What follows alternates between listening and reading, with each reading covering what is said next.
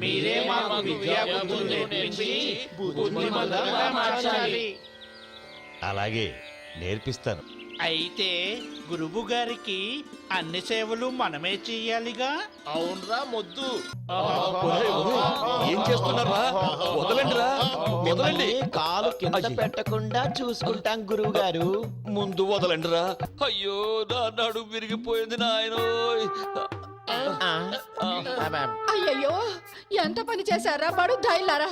అలా పరమానందయ్య వాళ్ళ తెలివి తక్కువ పనులకు విసుగు చెందకుండా రోజు ఓర్పుతో వాళ్ళ శిష్యులకు జ్ఞానబోధన చేస్తూ ఉంటాడు. ఒకరోజు పరమానందయ్య పని మీద రాజమందిరానికి పోయి వచ్చి బాగా అలసిపోతాడు. మధ్యాహ్న భోజనం చేసి కాస్త విశ్రాంతి తీసుకుందామని దిండు సరిచేసుకుని పడుకుంటాడు.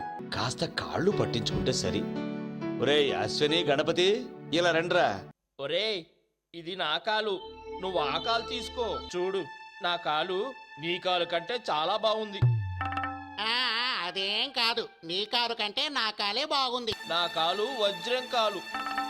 నీది వజ్రం కాలు కాదు, ఇనుప కాలు. అర్థమైందా? నాది ఇనుప కాలు అయితే నీది ఎక్కడి కాలురా? రే, నా కాలును కొట్టడానికి నీకెంత ధైర్యం రా? నీ కాలును విరగ్గొడతా. నా కాలును విరక్కొడితే నీ కాలు నరికేస్తా. నరకరా, చూస్తా చూస్తా. నువ్వు నా కాలును విరక్కొట్టావనుకో, నేనొక్క దెబ్బకి నీ కాలు నరికేస్తా. ఏంట్రా నువ్వు నరికేది? దీనితో నీ కాలుని పచ్చడి పచ్చడి చేస్తా.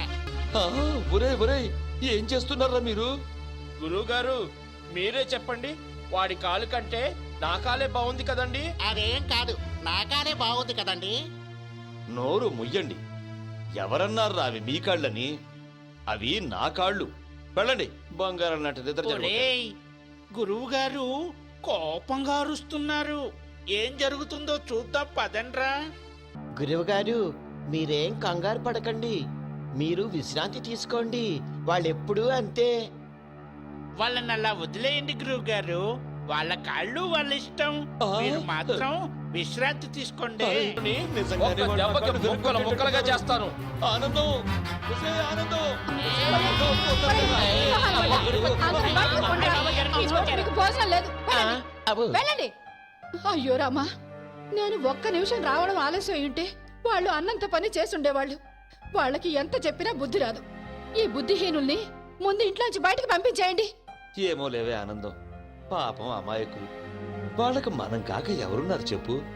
ఏదో తెలియక చేశారు. నిదానంగా వాళ్లే నేర్చుకుంటారులే.